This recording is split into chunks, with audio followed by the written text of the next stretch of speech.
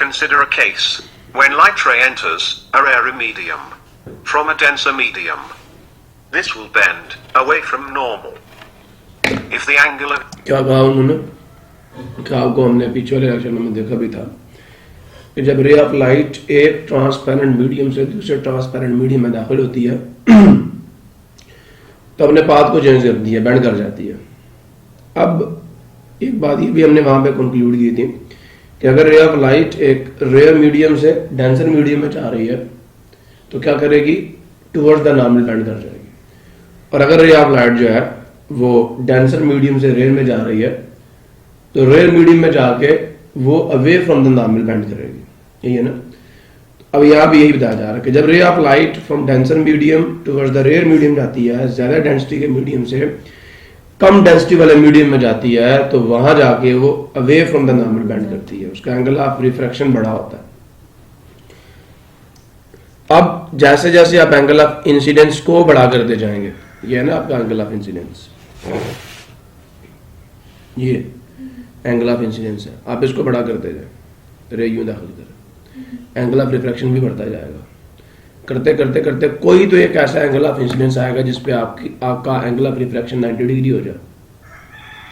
यही बात, incidence is increased, the angle of refraction also increases. If the angle of incidence is further increased, आपने the बढ़ाया, angle of refraction increases वो भी बढ़ गया until the angle of refraction becomes 90. और यहां तक कि आपका एंगल ऑफ रिफ्रैक्शन 90 डिग्री हो जाए।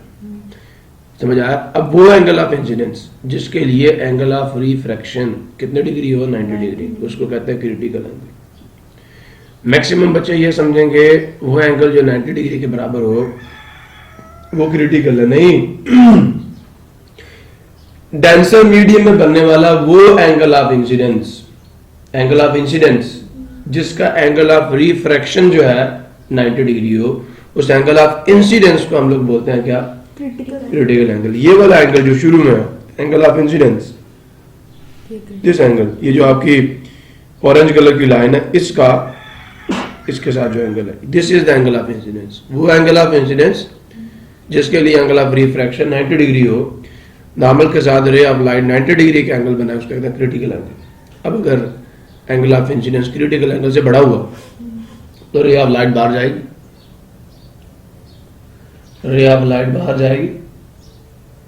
अगर angle of incidence critical angle से बड़ा हो गया तो एंगल ऑफ रिफ्रैक्शन भी बड़ा होगा ना, नहीं समझ रहे मेरे।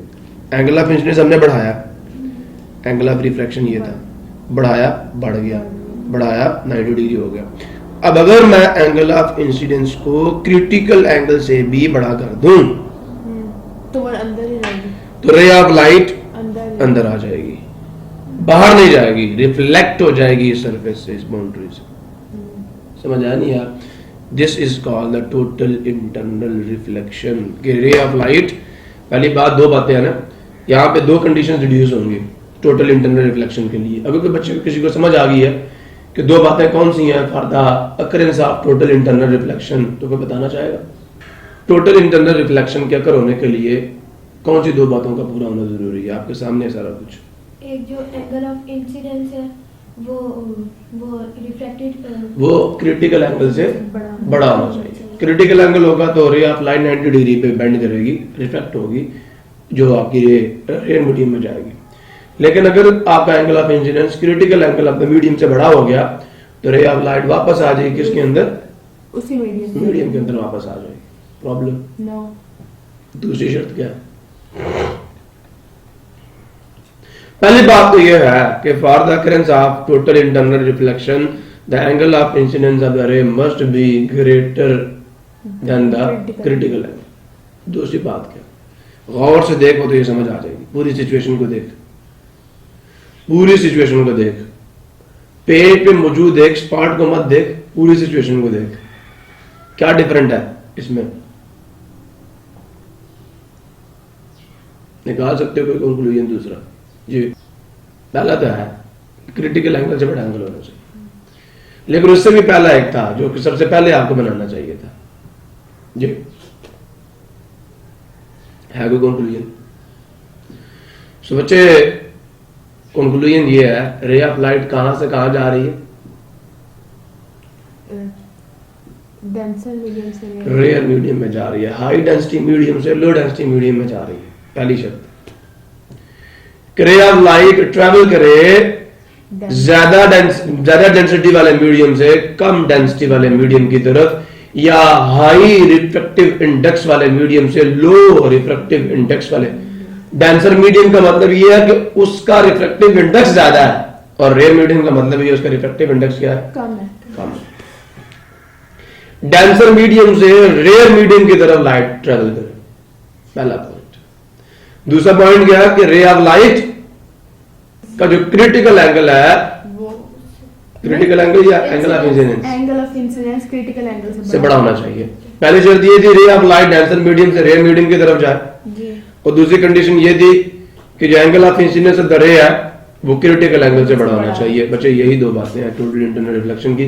आपने निचोड़ निकाल लिया, निचोड़ निकाल लिया, निचोड़ निकाल लिया, बस ये है टोटल इंटरनल रिफ्लेक्शन। सुनिए इन्हें क्या कहा जा रहा है। degree, and the refracted ray propagates parallel to the interface of two media. So, the angle of incidence, for which the angle of refraction is 90 degree, is called as the critical angle. Here in this case the angle of refraction is 90 degree, so this angle of incidence, for which the angle of refraction is 90 degree, this angle of incidence is given as critical angle. So the critical angle between two media is the angle of incidence in the optically denser medium, for which the angle of refraction is 90 degree. So from Snell's law we can write sin I upon sin r is equal to refractive index of the second medium with respect to first. So sine of angle of incidence, that is the sine of critical angle, upon sine of angle of refraction. And here the angle of refraction is what? 90 degree, so we can write sin I upon sin r is equal to refractive index of the second medium, that is 1, with respect to the first medium, that is mu. For the simplifying this we can write sin. बात समझ आइए इनकी, ये क्या कह रहे हैं? ये क्या कह रहे हैं? इनकी बात समझ आइए, इन्होंने किया क्या? सर दोनों, क्योंकि मैंने अभी तक ये आपको प्रूफ नहीं करवाया, ये मैंने चीज आपको अभी तक प्रूफ नहीं करवाई। क्या कह रहे हैं कि sine of angle of incidence is equal to 1 by mu, क्योंकि मैंने फार्मूला ही आपको प्रूफ नहीं कराया कि जो आपका रिफ्रैक्टिव इंडेक्स है, याद रखना क्रिटिकल एंगल का साइन, क्रिटिकल एंगल का साइन, यहां हम सिचुएशन क्रिएट करते हैं। चलो इसी शक्ल से हम प्रूव करने की कोशिश करते हैं। ये शक्ल आपको नजर आ रही है? अभी आपने यहां देखा, गौर से देखिएगा। अगर मैं यहां पे रिफ्रैक्टिव इंडेक्स का इसके लिए जो फार्मूला है वो लिखूं तो हमें याद है रिफ्रैक्टिव इंडेक्स का फार्मूला क्या था? n is equal to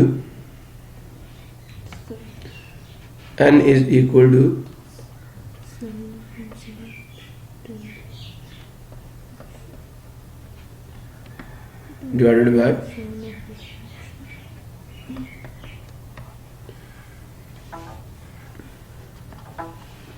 लेकिन ये फार्मूला हमारे लिए जो हमने लिखा था for the ray that is going from air to the denser medium था।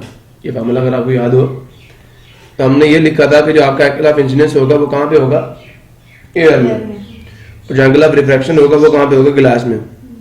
एंगल ऑफ इंसिडेंस किस में था? ये वाली सिचुएशन जो हमने क्रिएट की थी वो फॉर दिस रे की थी कि रे ऑफ लाइट रेयर मीडियम से कहां जा रही होगी? डेंसर मीडियम में जा रही होगी। ये सिचुएशन इसके लिए थी। लेकिन अब क्या हुआ? रे ऑफ लाइट डेंसर से रेयर में जा रही है। कहां जा रही है? This situation was for ray of light going from rare medium to denser medium.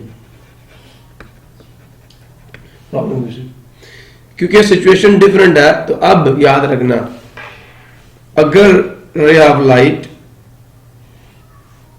Denser medium से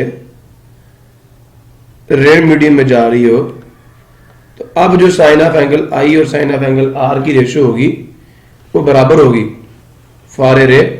now this is the new situation for a ray going from denser to rare medium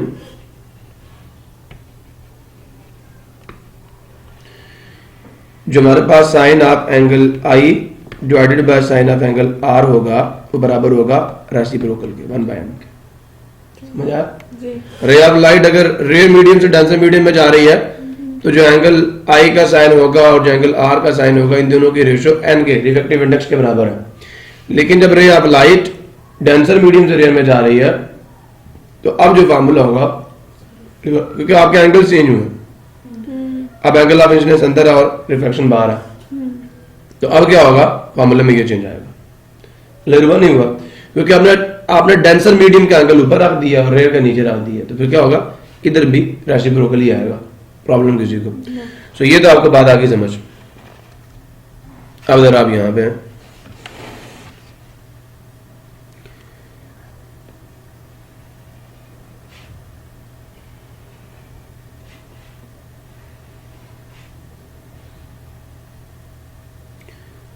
rare medium में जा रही थी, हुआ गया ये angle of incidence क्या था? क्रिटिकल एंगल था.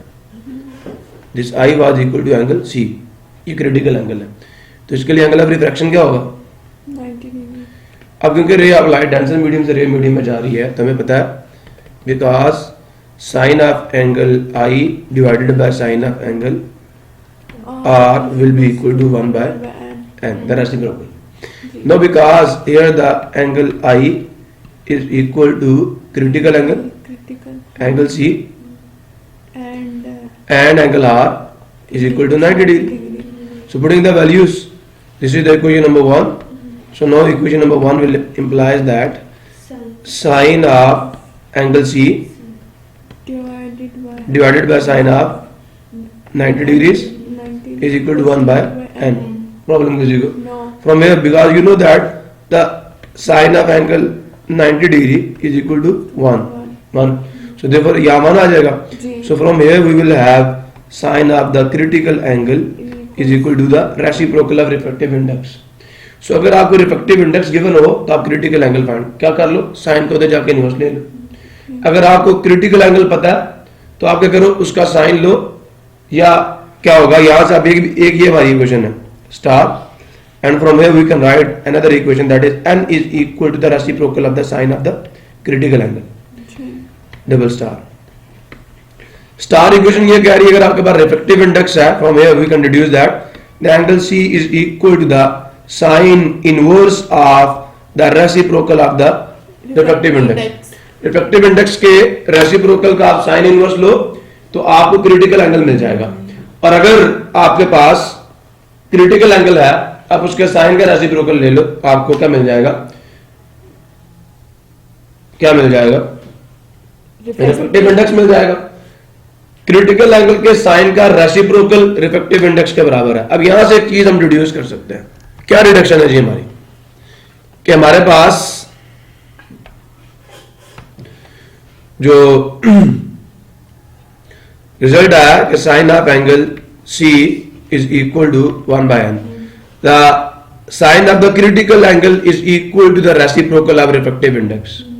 आपको याद होगा हमने फर्स्ट चैप्टर में पढ़ा था कि जो टाइम पीरियड होता है वो फ्रीक्वेंसी के रेसिप्रोकल के बराबर है जी. हम कहते थे अगर फ्रीक्वेंसी ज्यादा है तो टाइम पीरियड कम होगा, नहीं जी जी. और अगर फ्रीक्वेंसी कम है तो टाइम पीरियड ज्यादा होगा जी. अगर फ्रीक्वेंसी कम है मतलब एक वेव बनने में ज्यादा देर लग रही है तो टाइम पीरियड ज्यादा होगा. रेसिप्रोकल थे. सिमिलरली बच्चे याद रखना, और आपको ये पता है कि जो आपका एंगल 0 से इंक्रीज होके 90 की तरफ जाएगा आपके साइन की वैल्यू भी क्या होगी? साइन ऑफ थीटा भी क्या होगी? इंक्रीज होगी फ्रॉम 0 to 1. ये 0 से 1 की तरफ जाएगा. समझ आया नहीं यार? क्लियर हुआ? अच्छा, इसका मतलब ये हुआ अगर किसी चीज का रिफ्रैक्टिव इंडेक्स ज्यादा होगा तो क्या होगा? तो क्रिटिकल एंगल बहुत छोटा होगा उस चीज का, मतलब उस चीज में जो रे ऑफ लाइट है, साइन ऑफ क्रिटिकल एंगल क्या होगा? छोटा होगा, इसका मतलब एंगल छोटा होगा। जी। नहीं समझ आया? आगे। आपको मैं यहां से एक और चीज डिड्यूस कर देता हूं, जो एंगल थीटा है उसका साइन आप थीटा डायरेक्टली प्रोपोर्शनल है थीटा के, for theta lying between 0 degrees and 90 degrees, इसके लिए आपका एंगल थीटा 0 है, साइन 0 है। जो थीटा बढ़ता जाएगा साइन की वैल्यू भी बढ़ती जाएगी, लेकिन रिस्ट्रिक्शन क्या है? 90 डिग्री और 0 के दरमियान में, ये रिस्ट्रिक्शन है। सो फॉर, सुन रहे मेरी बात, for this equation I can say that theta या critical angle is inversely proportional to the refractive index. अगर रिफ्रैक्टिव इंडेक्स ज्यादा होगा तो क्रिटिकल एंगल बहुत कम होगा, मतलब रे ऑफ लाइट जल्दी बंद कर जाएगी, छोटे से एंगल से डालोगे वो अंदर ही रहेगी, चीज से बाहर आने में देर लगेगी। मिसाल के तौर पर मेरे पास एक ग्लास की स्लैब है, फर्स्ट कर लीजिए इसका क्रिटिकल एंगल बहुत छोटा है, रिफ्रैक्टिव इंडेक्स बहुत ज्यादा है, ये डायमंड में होता है। रे ऑफ लाइट एकदम अंदर दाखिल हो गई ना किसी तरीके से, यहां जाकर टकराएगी। अगर ये एंगल क्रिटिकल एंगल से क्या हो गया? बड़ा हो गया, रे ऑफ लाइट अंदर आ जाएगी, इधर टकराई। अगर ये एंगल क्रिटिकल एंगल से क्या हो गया? बड़ा हो गया, बाहर जाएगी? नहीं जाएगी, अंदर। अगर ये भी एंगल क्रिटिकल एंगल से बड़ा हो गया, फिर वापस अंदर। अगर ये भी एंगल क्रिटिकल एंगल से बड़ा हो गया, अगर ये एंगल क्रिटिकल एंगल से बड़ा हो गया, हो सकता है कहीं जाके क्रिटिकल एंगल से आपका एंगल छोटा हो, तो रे ऑफ लाइट यहां से या क्रिटिकल एंगल के बराबर आ जाए, ये यूं निकल जाएगी या यहां जाके यूं निकल जाएगी। समझ आया नहीं यार? तो इसी वजह से डायमंड शाइन करता है। डायमंड में जब लाइट दाखिल होती है ना, तो टोटल इंटरनल रिफ्लेक्शन की वजह से जो लाइट है वो काफी देर तक डायमंड के अंदर क्या करती है? सर्कुलेट करती है, घूमती है। समझ आया नहीं यार? ये वजह है कि डायमंड शाइन करता है, because of total internal reflection, because the phenomena of total internal reflection for the diamond is more, वहां पे ज्यादा हो रहा है। क्यों? क्योंकि डायमंड का रिफ्रैक्टिव इंडेक्स ज्यादा था, तो क्रिटिकल एंगल बहुत छोटा, क्रिटिकल एंगल बहुत छोटा। रे ऑफ लाइट अगर उस एंगल से बड़े एंगल से दाखिल हो अंदर गई और वो एंगल जो है बाहर निकलने के लिए जो एंगल ऑफ इंसिडेंस है वो क्रिटिकल एंगल से बड़ा है। रे ऑफ लाइट बहुत काफी देर, क्योंकि एंगल जो उसका क्रिटिकल एंगल है बहुत छोटा, छोटा होने की वजह से रे ऑफ लाइट जो है फिर उसको ज्यादा चांसेस यही है कि वो बड़े एंगल से टकराए और उसी के अंदर घूमना शुरू कर दे। This is the reason for the shining of diamond. समझ आया? अब जरा इनको देखें ये क्या कह रहे थे, क्या किया? Sine of I by sine of 90, 1 by mu, mu is the refractive index. हमने एन से शो किया, इन्होंने म्यू से शो किया। 90 की वैल्यू कितनी आ गई? साइन ऑफ 90 की 1। Sine of critical angle is equal to 1 by mu. So, if the angle of incidence I is further increased, that becomes greater than the critical angle. So here is our incident ray, which is falling in the interface from a denser medium, at an angle of incidence that is greater than their critical angle. It is impossible for the angle of refraction to exceed 90 degrees. Now, no light emerges, and all the light is totally internally reflected. This inside surface behaves like a plane mirror. So we can say, when the angle of incidence becomes greater than the critical angle, the ray returns to the denser medium following the laws of reflection. This phenomena is called total internal reflection. Total internal reflection occurs only when light ray goes from a denser medium to rarer medium.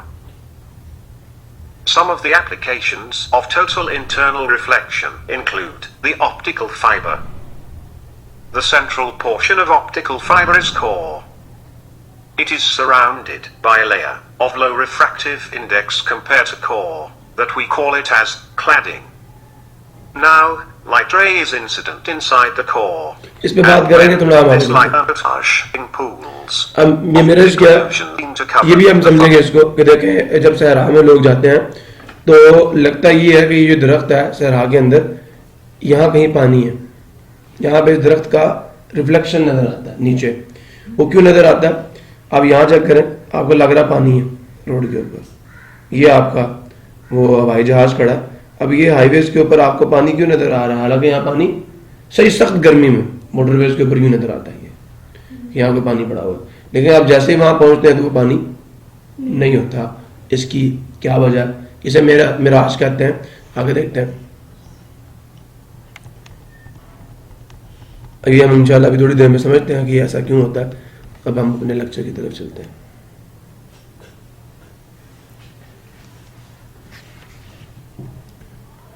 तो total internal reflection की जो definition है वो ये है, पहले उसका mechanism समझ लो। When a ray of light traveling in a denser medium enters into a rare medium, it bends away from the normal। ये आपको पता है कि जब ray of light denser medium से रेयर मीडियम की तरफ ट्रेवल करती है तो वो नॉर्मल से अवे बेंड करती है। ऐसा ही है जी, as shown in the figure number A।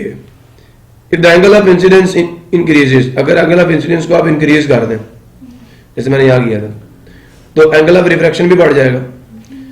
So if the angle of incidence increases, the angle of refraction also increases.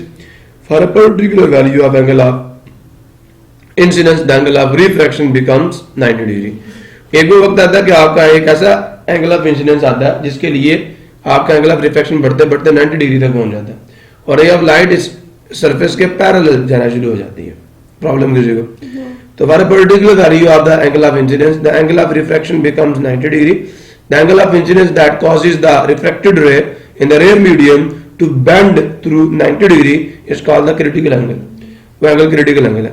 तो when the angle of incidence becomes larger than the critical angle, no refraction occurs। अब refraction नहीं होगी, बल्कि क्या होगा, the entire light is reflected back into the denser medium as shown in the figure number C। So this is known as the total internal reflection of the light। Logic definition आगे। The phenomena in which a ray of light traveling through a denser medium hits or strikes the boundary with an angle greater than the critical angle and is reflected back into the same medium is called total internal reflection। Critical angle can angle of incidence for which the angle of refraction is 90 degree is called critical angle and it is denoted by capital C। Conditions for the occurrence of total internal reflection are number one क्या जी, the ray of light should travel from the denser medium to the rare medium, and number 2 the angle of incidence should be greater than the critical angle। ये मैंने भी आपको prove भी करके दे दिया कि sin of angle C is equal to 1 by n। क्यों आपने लिखना है, suppose that the refractive index of glass is n with respect to the air।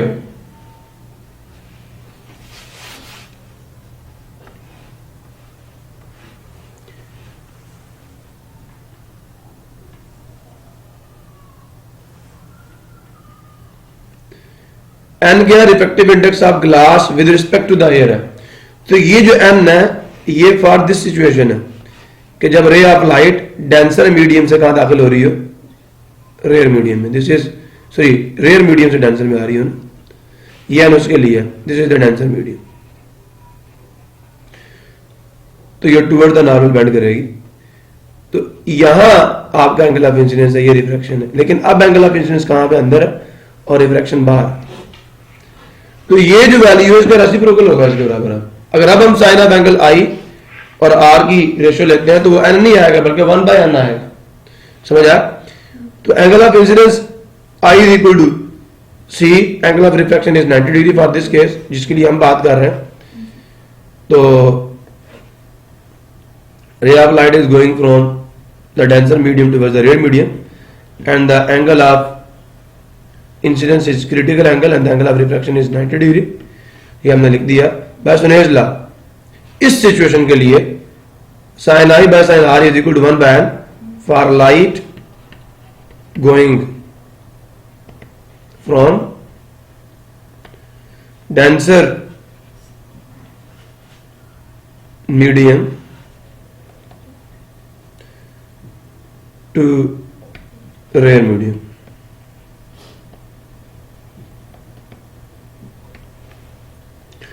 So light is entering from glass into the air, ये इसका reason है। अब क्या किया हमने, उसका रेसिप्रोकल ले लिया, क्या इनवर्ट टेंडो थ्योरम लगाया, एन ऊपर चला गया, साइन आर ऊपर चला गया, आई नीचे आ गया, ये आ गया, हमने साइन आई आर की जगह पे वैल्यू पुट गई, वो 90 था, साइन सी पुट गया, तो n is equal to 1 by sine of critical angle. या आप इसको उधर ले जाए, इसको इधर ले आए, तो ये भी आपके पास चीज़ वैलिड आ जाएगी, प्रॉब्लम किसी को। ये दो चीज़ें हमने प्रूव कर दी हैं और यही हमने प्रूव करना था।